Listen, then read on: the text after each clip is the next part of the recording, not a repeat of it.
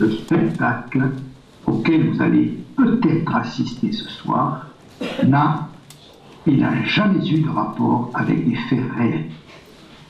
Aussi, toute ressemblance avec des personnes inconnues seront immédiatement contestées avec virulence. Certaines scènes pouvant choquer les âmes insensibles, ce spectacle est déconseillé au moins de 5 ans, bien que fortement recommandé par la petite enfance clandestine.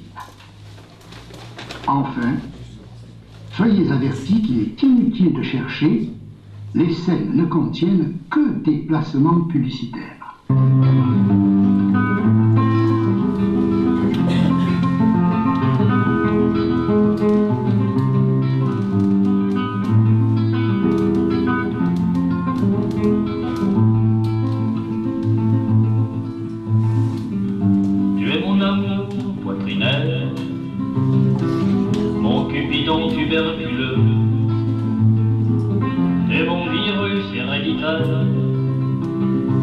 T'es mon rhumatisme infectieux, t'es mon bacille, t'es mon microbe, tu es ma bactérie pour deux. T'es mon typhus, mon streptocoque, t'es mon champignon vénéneux. Quand je te serre dans mes bras grêles, j'entends tes soupirs caverneux. Et nous toussons ma tourterelle en nous regardant dans les yeux.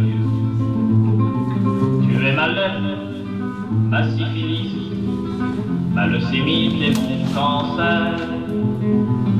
Tu es ma grippe asiatique, ma fièvre jaune et mon ulcère. Quand je te pousse dans ta voiture, ma femme trompe mon idéal. Y a tellement de jeux dans tes jointures que ça fait un vacarme infernal. Je t'aime, ma douce amibe, mon petit chancre de cristal. Et j'embrasse ta bouche fétide pour mordiller tes amygdales.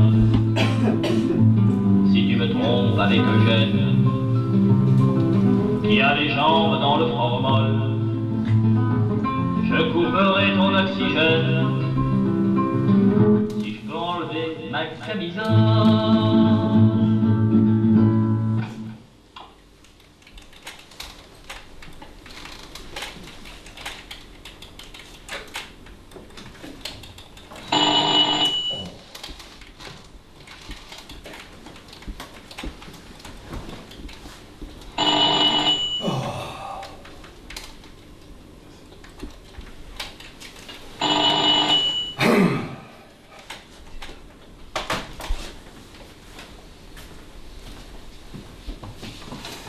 Yes. Mon chéri, c'est maman.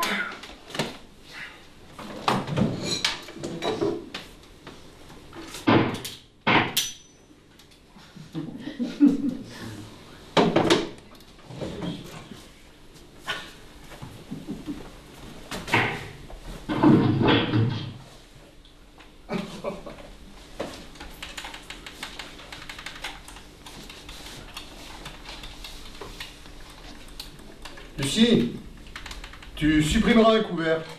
Pourquoi? Tu es malade? Tu ne mangeras pas? Non, aujourd'hui nous allons pouvoir dîner en tête à tête comme deux amoureux.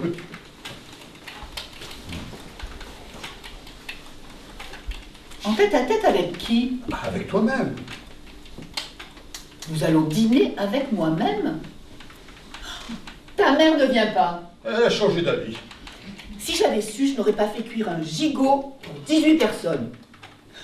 Surtout que ta mère préfère de loin les courses automobiles. Oh, ce n'est pas grave. Nous inviterons les voisins dimanche prochain. Pourquoi faire? Voyons, Lucie, pour manger ton gigot, ah, chérie. Comme la semaine dernière. Mais c'est le même. Le même quoi? Le même gigot que la semaine dernière. Ah, ça tombe bien. Ce sont les mêmes voisins, et de deux. Nous avons donc des voisins réguliers, permanents et amateurs de gigot. Oui, bien sûr, comme tout le monde. Je suis bien heureuse de l'apprendre. Et il y a longtemps que nous avons des voisins. Je ne pourrais pas te répondre. Précisément, je n'en sais rien.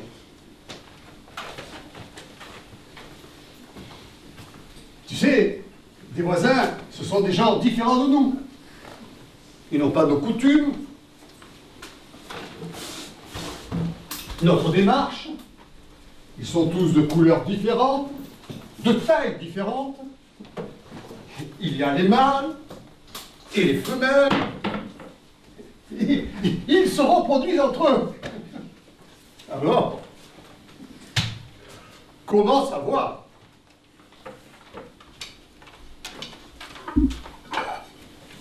Tête à tête. Les nôtres sont nombreux. Nous avons de la chance, ce sont des mâles. Et ils se reproduisent beaucoup moins bien que les femelles. À cause des étages, probablement.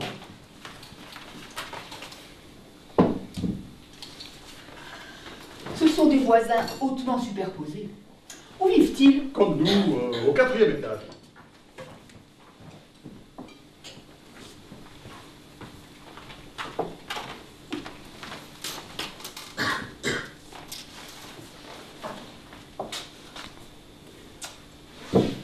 Tu veux dire que nous avons des voisins de palier d'une couleur indéterminée, que je croise vraisemblablement tous les jours depuis un temps indéfini, et que je n'en savais rien?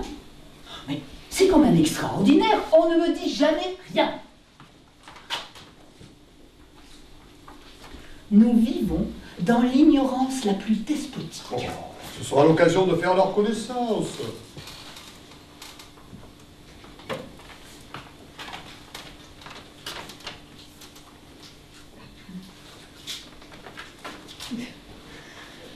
Faudra-t-il se parler? Le strict nécessaire, le minimum, et sans confidence. Bonjour, bonsoir, un point c'est tout. Nous n'allons quand même pas leur faire la conversation non plus. Faudra-t-il nous ignorer? Pas exactement, nous n'irons pas jusque-là. Nous nous ferons la bise, mais une bise coutumière. Peut-être aussi quelques sourires, mais sans rien laisser paraître, tout en parlant de notre enfance, entre deux confidences, brièvement et sans effusion intime. Qui est-ce? C'est le facteur. Ah, bonjour facteur. Entre donc. Mais monsieur Lucien, que se passe-t-il? Il y a une femme allongée sur votre palier et que j'ai dû enjamber des 2 pieds. Sur mon palier? Ouais. Je suis très concerné. En êtes-vous bien sûr? Mais que fait-elle? Je ne sais pas. Elle a un drôle d'air. Elle semble bien mal en point. Je dirais même qu'elle donne l'impression d'être morte. Non, mais ça n'est pas mon affaire. Aussi, je vais faire celui qui n'a rien vu, hein. Bien qu'il s'agisse peut-être d'une cliente. Ah, vous savez ce que c'est, je suis toujours trop sensible. Alors je me tracasse. Dès que je rencontre quelqu'un qui se trouve dans une position, comment dire, difficile, oui c'est cela, exactement. Une position que des gens avertis et très chevronnés, des spécialistes, vous m'avez compris, qualifient d'inconfortable. Ah, je ne peux pas rester de marbre devant la détresse. Vous me saisissez, monsieur Lucien? Alors de voir cette femme, allongée, immobile, la bouche ouverte, avec sa boîte de gâteau sur le ventre, et qui est restée immobile à mes coups de pied, m'a bouleversé. Ah, une très belle tarte postale, hein, que je récupérerai peut-être, enfin, si vous n'y voyez pas d'inconvénient, en sortant.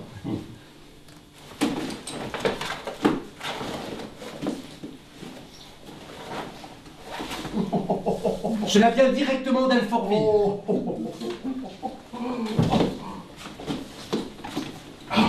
Merci. Ah, votre vigilante sollicitude m'émeut agréablement. Mais les inconvénients d'une femme un peu trop gourmande sur mon palier est monnaie courante de nos jours. de Noni aussi. Ah, ce n'est pas grave. Les voisins, qui sont nombreux, mais pas tellement, la trouveront. Quelqu'un la ramassera. Vous ne manquez pas de clientes, n'est-ce pas, facteur? Surtout des personnes que vous devez plus ou moins bien connaître et ignorer. Mais pourquoi me dites-vous cela?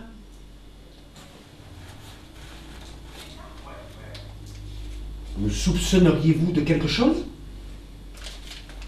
Mes coups de pied étaient totalement et à moitié désintéressés. Mais absolument pas, facteur. Vos pieds ne sont nullement en cause. Je pense tout simplement que votre métier doit être passionnant. Des inconnus derrière chaque porte. Parfois même, certains que vous connaissez intimement. Mais, installez-vous. Vous boirez bien un verre de vin. Oh, très volontiers. Je bois toujours du vin pendant le service. Vous savez, d'ordinaire, les cadavres ne m'impressionnent pas. Mais celui-ci est mort. Vous comprenez? Enfin, je parle, mais vous êtes sûr que ça n'est pas votre femme qui est sur le palier? Mais non, voyons, ma femme ne s'allonge jamais sur le palier. D'ailleurs, elle est là. Elle se prépare pour le repas dominical. Elle est en train de s'habiller. Vous allez la voir. Lucie, Lucie, devine qui est là? Oh, ne la dérangez pas, vous me gênez. Ah, c'est ta mère qui a changé d'idée. Mais non, voyons. C'est le facteur qui vient pour faire ta connaissance et qui va boire un verre de vin avec nous.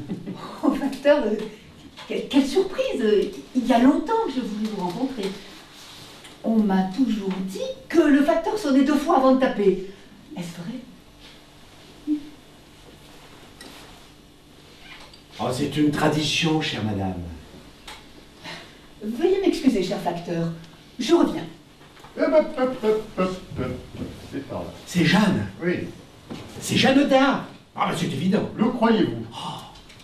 À peine le temps de fermer les yeux, l'espace d'un battement de paupières et me voilà transporté, marchant sur un boulevard, en direction du cœur de la ville, avec en point de mire Jeanne. Est-ce bien de Lucie que vous parlez, facteur? Mais parfaitement. Asseyez-vous.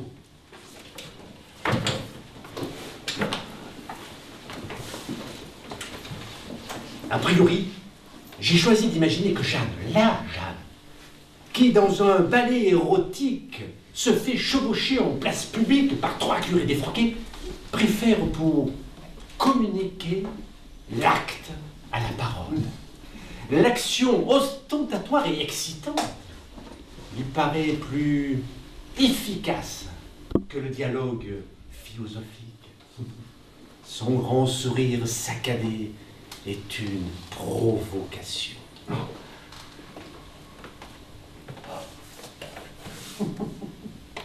Voulez-vous que je vous en serve 13 doigts? Oh oui, 3 verres pour moi. mais vous m'avez très bien partagé votre repas, n'est-ce pas?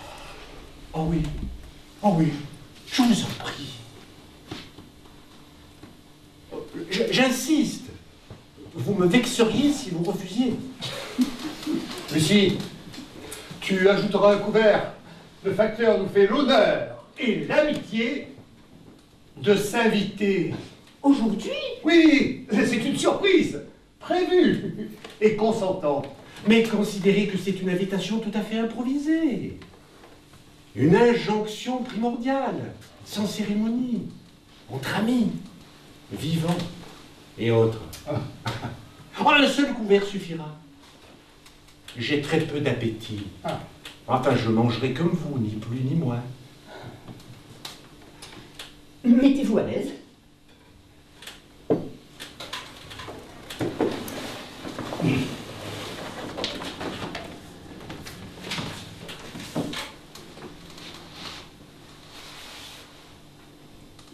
Vous savez certainement dans votre sacoche quelques lettres secrètes que vous lisez à vos amoureuses, de bouche en bouche, de bouche à oreille, de bouche en égout et gouttières à linge, n'est-ce pas? Vous nous en lirez bien une au dessert avant de commencer à manger, histoire de nous mettre en appétit. Oh oui, oui, j'en ai gardé quelques-unes depuis très très longtemps. Il y en a une que j'ai gardée parce que j'avais déjà le retour de courrier pour adresse inconnue bien avant que la première lettre soit écrite.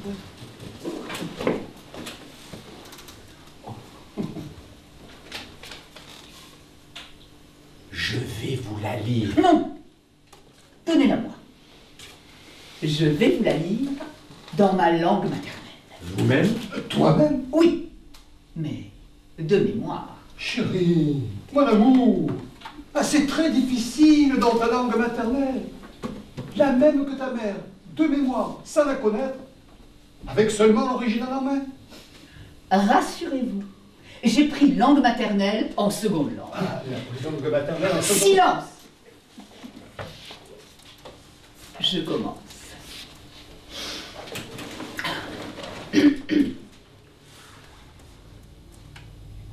Mon amour, il y a, dans le silence marmonné que semble vouloir étouffer des chuintements venus de mille regards oubliés, démunis, comme une voix de lumière sublimée, un serpent siffleur qui vous exhibe nu face à l'inconnu qui vous hante. Il y a la nuit. D'abord tout près, sur des draps presque blancs, puis s'enfuyant par la porte battante vers l'autre. Ce monde absent, de longues jambes.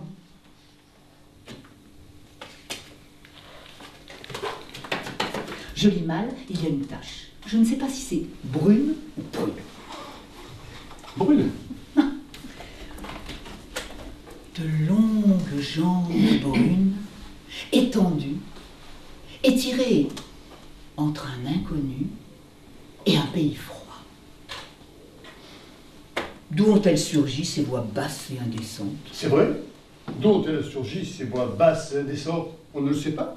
Quelquefois, on croit savoir, et en définitive, on se trompe. Oh, mais taisez-vous donc, elle va nous le dire. Laissez-lui le temps de traduire. Vous ne vous rendez pas compte qu'elle le lit dans sa langue maternelle. Ah, c'est vrai. Elles ont lancé des mots de croche, imbibés de chair à l'odeur forte. Fût-ce toi, l'étranger au crochet vif, qui les piqua d'une détente de crotale pour les figer avec la tendre et complice lumière des songes. Là, dans mon rêve, cet empire nocturne au-delà du sommeil, où chaque nuit, je me perche sur une chaise et agite un torchon comme un hélicoptère attendant l'envol, et chaque nuit, un imposant inconnu pousse la porte d'un grand coup de paupière et m'immobilise. Soudain, il sourit, cligne des yeux, et plus rien n'est comme avant. Moi, monstre d'incertitude et de gestes grotesques, je me recroqueville, me bâillonne avec violence et autorité, me dégringole de mon perchoir en essayant de garder la tête haute. Je dégouline comme un iceberg fondant, puis me répand sur les pieds de la chaise, puis sur le sol. Seuls mes yeux, exorbités et affolés, lancent des appels de détresse. Mais, dans ce monde irréel, l'inconnu entre, sourit, claque des paupières, et moi, je quitte la scène. Je m'évapore. Je disparais, les dents serrées et incrustées dans un espoir, un désir. Je me métamorphose en flaque visqueuse et inerte. Je sais que mon salut est dans l'immobilité. Pourquoi n'ai-je pas rejoint la horde après m'être débarrassé de la tête comme on quitte son chapeau? Tout cela se passe devant les yeux de l'inconnu qui calmement sourit, claque des paupières et me jette un baiser comme une au bon. Là, je dis aumône comme je le dis, parce que j'arrive pas à traduire ce mot. Oh, quelle belle lettre! C'est elle même qui l'a dit. Je le sais bien, je l'ai déjà lu cette lettre. Mais attendez la suite, vous allez voir, c'est surprenant. Lucie, vous pouvez traduire par offrande. Réconforté, j'entreprends de me sortir de cet état-là de fluidité.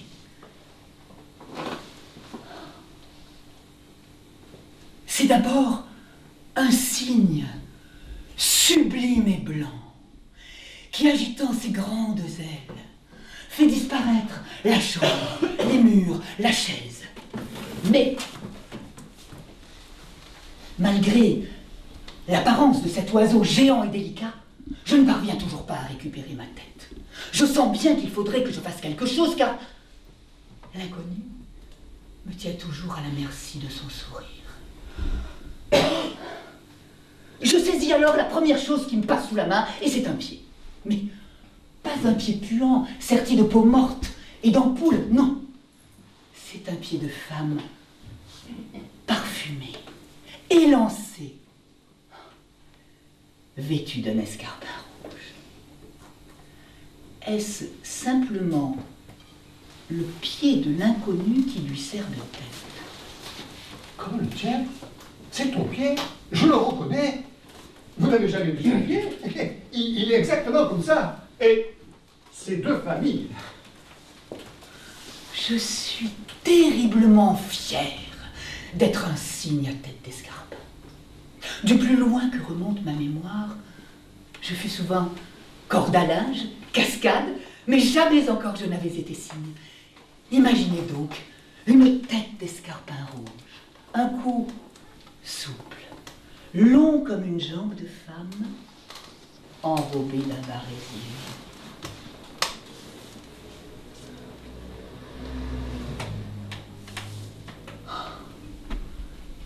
L'inconnu entre, sourit, cligne des paupières, me met en joue et tire. Ah! Je viens d'être foudroyé. Mais ne me prive pas pour recommencer ma chute de nombreuses fois, de façon à pouvoir choisir la meilleure, celle qui ferait rebondir les plus hautes syllabes d'admiration. Bravo! Ah, que c'est beau! C'est beau! Et triste. C'est triste, triste et beau. Bravo! Puis, l'aube où je m'étire me libère. Les flaques de flamants roses quittent leur voile de nuit. Un grand voile sur l'écumoire de mes jours dépareille ma chambre. Le soleil s'en vient déjeuner. Des soupirs font la queue devant une porte qui s'entrebâille avec des vapeurs bleues. Madeleine Tapiani. Bravo! Bravo! Ah, c'était merveilleux, superbe. Rose, bleu, joyeux, regrettable, furieux et triste. Ah, c'était long. Mais c'était méga transpiratoire et paracercal à la fois. Oh, bien plus que ça. C'était 7,38 fois plus que ça. Ah, merci, merci. Vous me transfusez. Oh, Lucie. Non. Plus Lucie. Maintenant, c'est Madeleine. Oh, pardon, Madeleine. Quelle belle lettre. Avez-vous reçu une réponse de votre amour?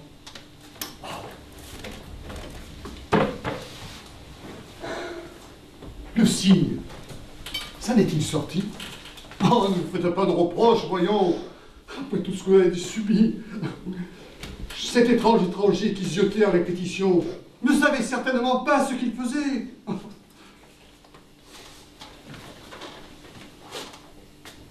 Facteur, vous en avez trop dit. Il vous faut aller jusqu'au bout à présent. Ah, vous nous le devez. L'histoire l'exige.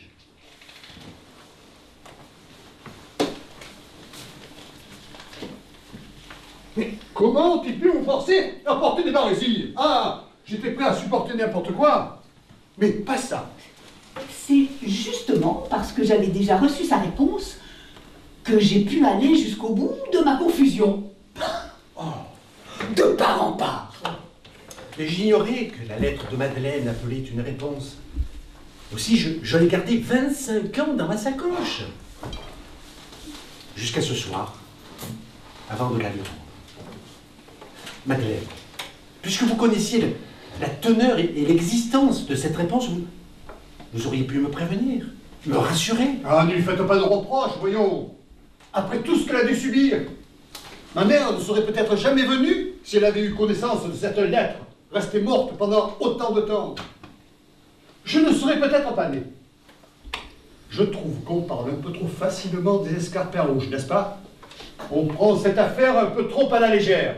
Et quel rapport avec votre mère? Justement, il n'y en a pas. Et c'est ce qui est inquiétant. Sans vouloir en rajouter, je trouve cela suspect. Oui. Allons, gardons notre sang-froid. Après tout, il ne s'agit que d'un échange épistolaire. Comme il en existe tant et tant. Que je suis obligé, quelquefois, contraint, forcé d'en garder dans ma sacoche. Enfin, d'en garder sous le pied, comme on dit. Enfin, vous pouvez penser ce que vous voulez. Mais je trouve que c'est un moyen franchement audacieux d'entrer dans l'histoire. Aïe! Oui! Oh. Aïe! Qu'avez-vous, facteur? Qu'a-t-il? J'ai été piqué. Ah! Ça n'est rien. Il s'agit certainement de scorpions. Il est 13h, c'est le moment où il y a toujours des scorpions qui traversent l'appartement. Et sont-ils dangereux? Rassurez-vous, en général, ils traversent sans danger. Pour nous, Sauf quand ils piquent. Et que se passe-t-il lorsqu'ils piquent? pour eux, rien. Mais les personnes piquées, Ah. ce qui n'arrive qu'exceptionnellement, meurent. Oh, je me sens vraiment mal. Oh là là! Oh. Oh, ça y est, je le vois, il est là. Oh, regardez. Oh, il est gros. Ah, c'est un spécimen exceptionnel. Voilà, vous êtes vengé, facteur. N'en parlons plus. Oh, j'ai la tête qui me tourne. Hop. Oh, il y a des odeurs de lavande, des papillons qui papillonnent autour de moi. Oh, oh. Non, je n'ai plus soif, plus faim. Cette histoire de cygne et de scorpion m'a ôté l'appétit. Oh, Madeleine, allonge-le sur la table.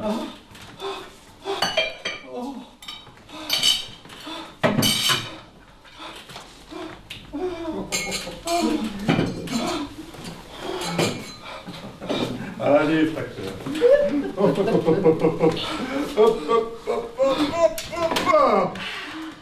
Détendez-vous. Nous sommes là. Il fait encore l'intéressant. Respirez fort. Inspirez. Inspirez. Inspirez. Expirez. oh, Madeleine, Madeleine, parlez-moi d'amour.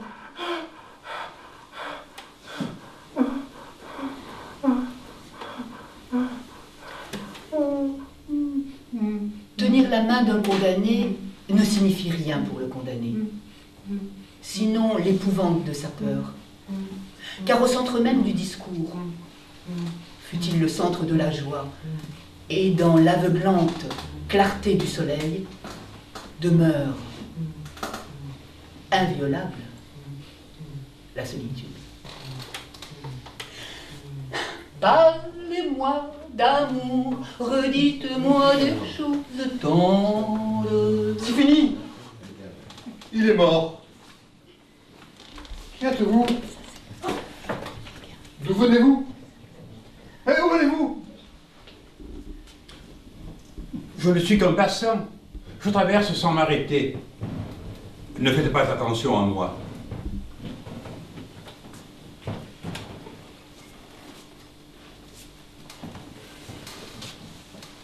Je me suis trompé de théâtre. Vous ne m'avez pas vu. Je vous demande votre nom. Je l'ai oublié. C'est ça le problème. Et pourquoi avancez-vous en reculons? Je remonte le temps pour retrouver mon nom. Ne me tapez pas.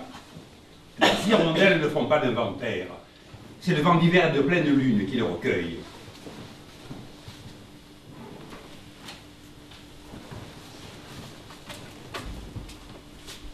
Entendez-vous cette rumeur qui m'appelle? Il faut absolument que je bricole. Il est 13h30 et on ne tape jamais les gens à 13h30, voyons. C'est une question de désoxydation. Les règles de l'hospitalité sont strictes et l'exigent. Mais ne partez pas si vite. C'est un peu facile. Ah, on entre chez les gens sans faire de bruit. On en ressort sans même s'excuser, sans un mot de compassion. Lucien, ne vous laissez pas faire, vous êtes dans votre droit.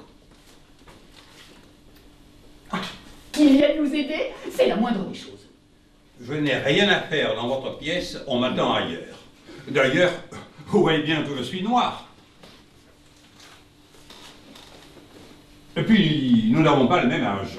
Vous rejoindrez votre troupe après. La route attendra. Que faut-il que je fasse?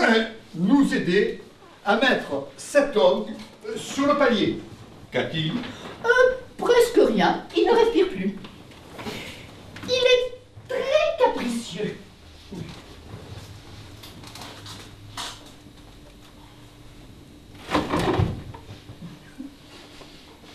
Mais il est mort. Vous croyez?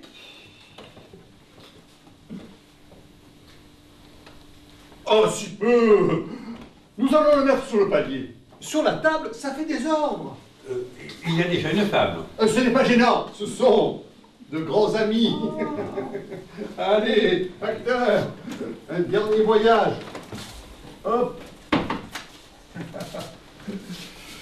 Hop là.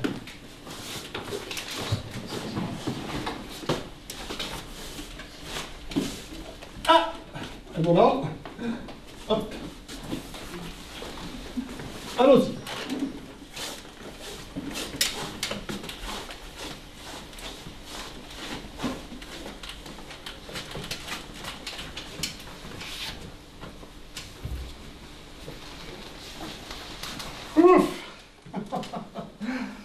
Voilà une bonne chose de faite. Merci beaucoup, monsieur. Vous nous avez retiré une belle épine du pied. Maintenant, je vous laisse, car je suis attendu ailleurs, dans une autre pièce. Je suis l'acteur principal. Mes amis sont sûrement très inquiets.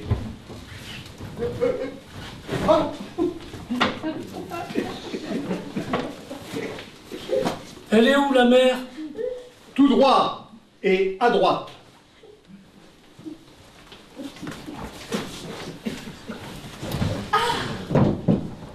Vous êtes acteur. Comme c'est intéressant. Curieux et intéressant. Vous souvenez-vous dans quelle salle vous jouez? Non. Il y a 3 jours que je cherche, j'ai tout oublié. J'étais dans ma loge, je venais de mettre mon chapeau. C'est un beau chapeau. Merci. Le vôtre est très joli aussi. Mais que dis-je? Ce n'est pas le mot adéquat, à la mode, conforme à la nouvelle législation, qui voudrait que je dise qu'il est très joli et que malgré ce, il vous va bien. Mais je disais que je venais de mettre le mien, quand un homme, ou plutôt sa voix, oui c'est ça, la voix d'un homme, me crie « C'est à toi !» J'ouvre la porte pour faire mon entrée, et c'est le trou noir, je me retrouve ici. Et quel est le titre de votre pièce? Il pourrait peut-être nous permettre de vous aider. J'ai tout oublié, même mon nom. Parfois, il y a un texte très ancien qui me revient en mémoire. C'est un texte ancien. Dites-le pour voir si nous le reconnaissons.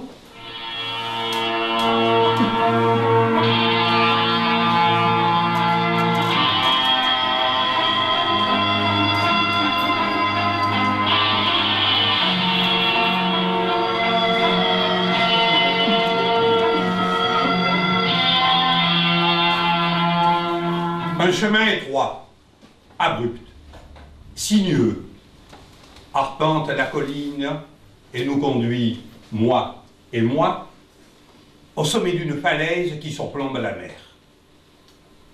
Au fur et à mesure que nous progressons dans notre ascension, les mouettes rieuses se changent en corbaucoirs.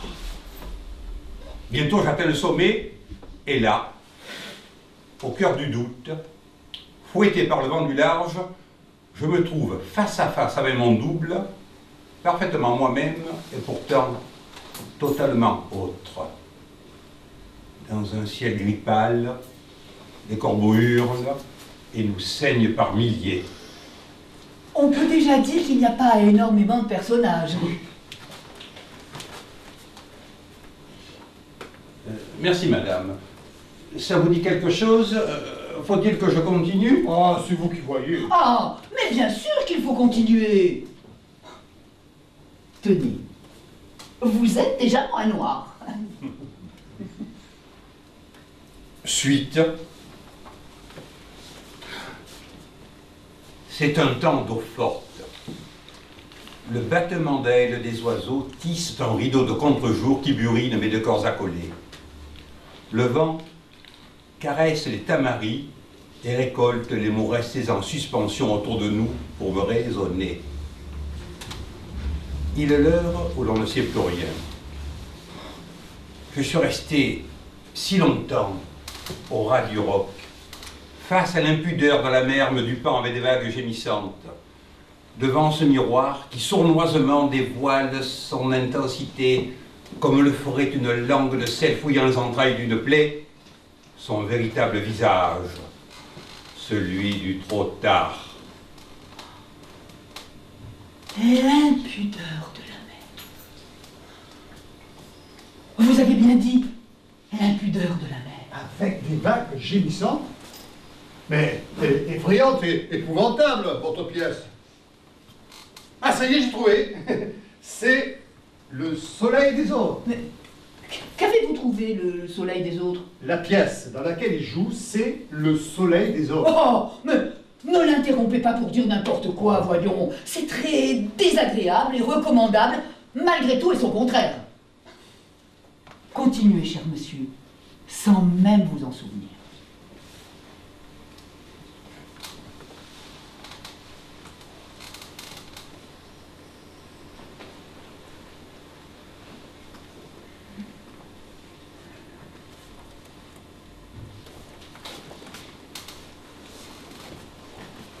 Lentement, je m'anime, j'esquisse des gestes, des pulsations de Dieu, je risque des lambeaux de rêve, puis dans un ultime déchirement de papier, j'extirpe de moi la part d'ombre qui me terrorise et la maintiens en bout de bras au-dessus de la falaise.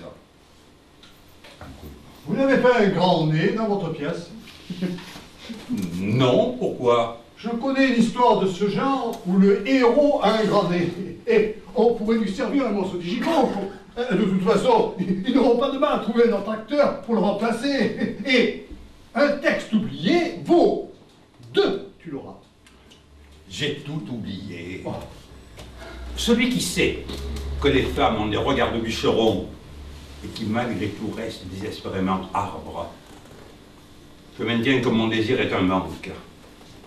Ce vide, plein de ton absence, cet appel d'un futur habité par tes yeux, un temps d'attente du jour à naître, comme une promesse de bonheur.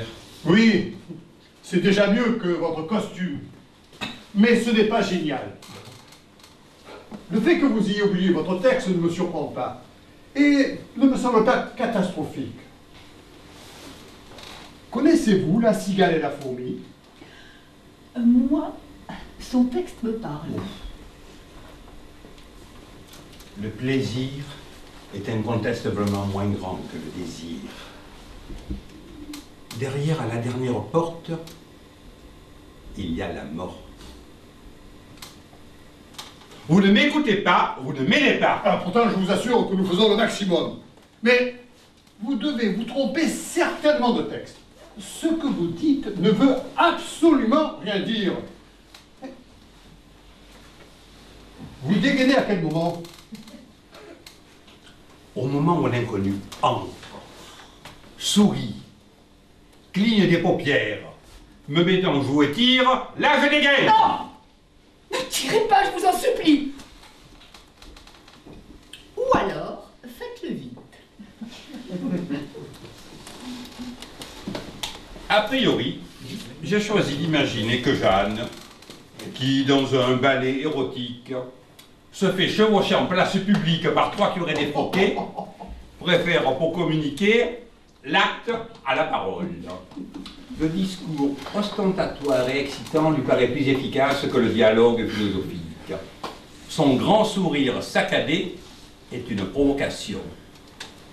C'est là que je tire. Ah oui, vous avez totalement raison. Et j'applaudis des 3 mains. Vous êtes cruel, injuste, provisoire, accessoire, moratoire, nageoire et pantagruélique. C'est irrévocable. J'ai oublié mon texte, d'éteindre relativement le gaz et perdu mon ordre. Ah, c'est irrévocable. Vous avez complètement oublié votre texte. D'éteindre relativement le gaz et oublier votre nom. Ah, vous allez rester avec nous. Il y a du gigot à manger. Ah, les voisins protesteront. Mais après tout, ils n'avaient qu'à être là à l'heure précise. Il reste la portion du facteur. Ah. Ce n'est pas du gigot, c'est de la dinde. Passons à table.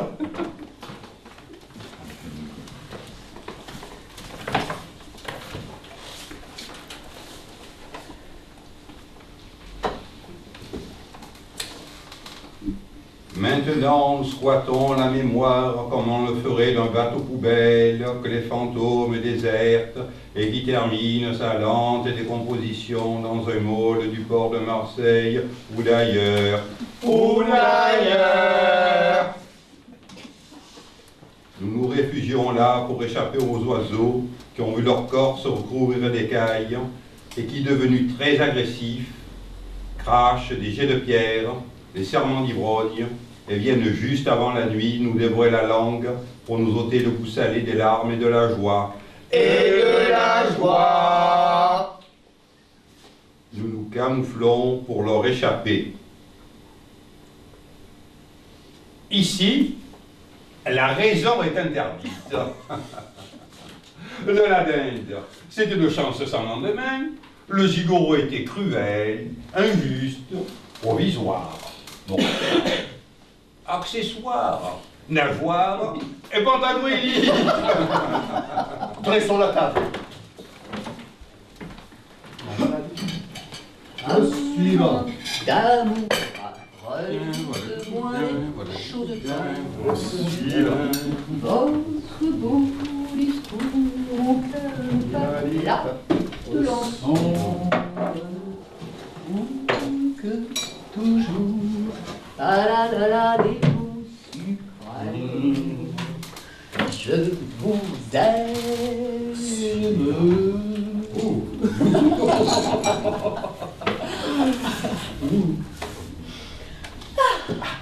À la dinde. Oh, gigot.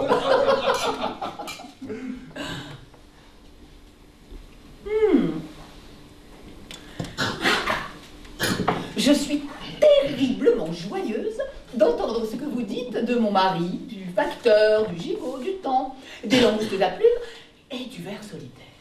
On ne parle jamais du ver solitaire. Pourtant, c'est essentiel. Merci, merci. Un peu, beaucoup, passionnément, à la folie, pas du tout, passablement et imperceptiblement. Votre chaussure à clous m'écorche, l'acteur.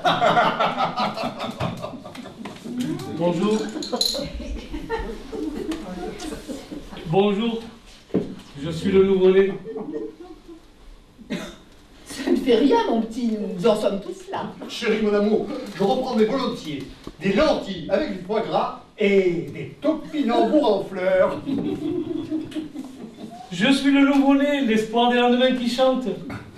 Ce n'est pas de votre faute, mon ami. Vous n'y pouvez rien. Et nous non plus. Mais plus tard, vous verrez. Il sera déjà trop tard. Mais vous n'en saurez rien. Chérie, mon amour, il n'y a plus de fleurs. Vous prendrez bien quelques gravillons à la place. Ils sont à point. Vous avez dit merci, madame. Non, Madeleine. Vous avez dit merci, Madeleine. C'est une chose qu'on oublie trop souvent et qui me revient comme un remords ou un tour de passe-passe. C'est moi le nouveau-né. Vous ne m'avez pas oublié? Ah, le passant qui passe, il gros passe interminablement. C'est bien utile, le passé n'a jamais existé.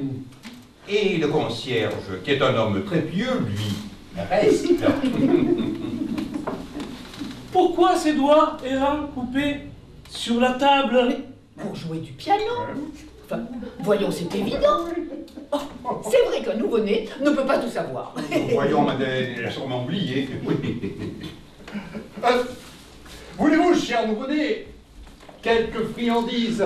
Vous avez là quelques œufs durs, crus, de premier choix. Ah, il n'en veut pas. Oh. Qu'est-ce qu'il y a? Vous avez oublié de couper la console. Ah. Ne bougez pas. Je le ferai avant ma sortie.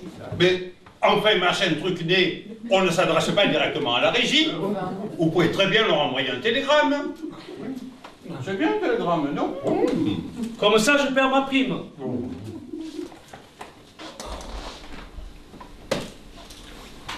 Et le bonus.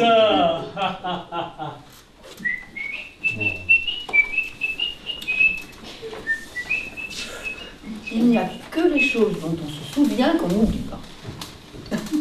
Les souvenirs et les regrets aussi. C'est ici qu'il dégaine. Boum, boum, boum. Ah oui, c'est bien, ah, vous le faites bien, c'est très bien, c'est tout autre chose. Vous jouez bien, ça doit être une belle pièce. Quel est l'auteur de ce chef-d'œuvre? Le même. Ah bon? Et le metteur en scène? Aussi. Ah bon? Mais en plus, il est aérien, tentaculaire, sourd et muet. Oh! Mais jamais le dimanche ni la semaine. Il a une grande sensibilité qui rejaillit sur chaque pédoncule. Et c'est impressionnant. Vous reprendrez bien quelques escargots tout chauds. Ah oui. Qui est-ce? C'est le spectateur du troisième rang. Je cherche un comédien égaré. C'est à lui d'entrer en scène et le public unanimement le réclame. Mais c'est moi. C'est moi, je me reconnais. Madeleine. Lucien, oui. J'arrive.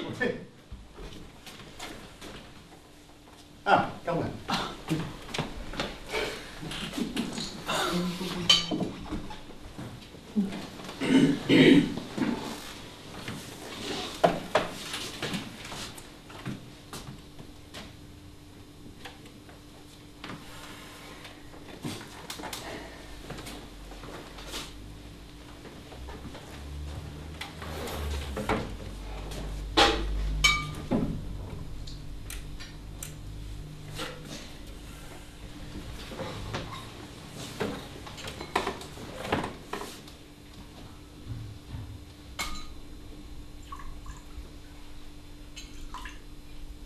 Un peu de vin?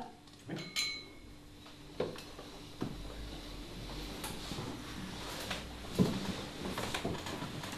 Il y avait si longtemps que nous ne dînions plus en tête à tête.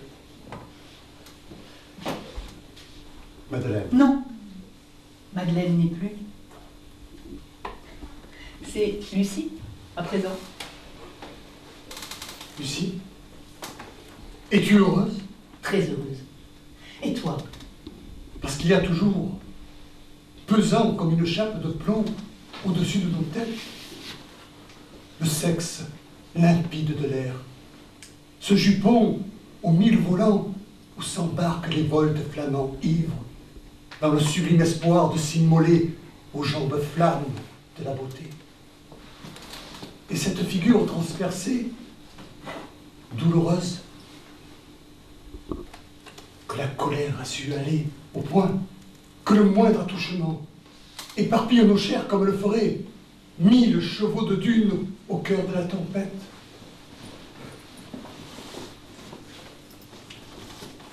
Pour cela, dis-je, j'étoufferai un jour prochain, avec la joie du désespoir, la larme, et nous livrerai à la lumière des bûchers.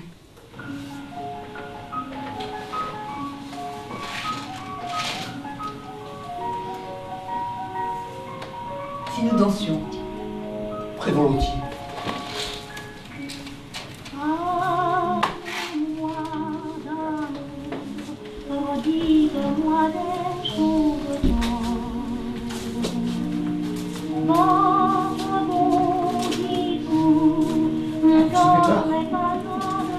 La journée fut longue. Va. Je te rejoins.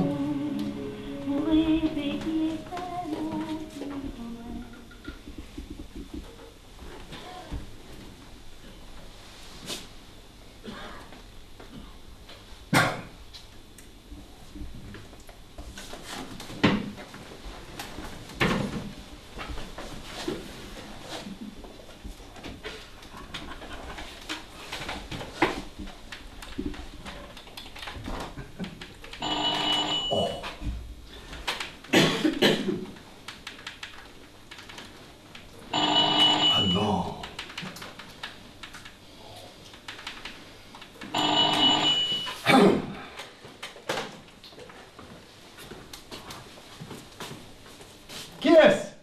Mon chéri, c'est encore maman.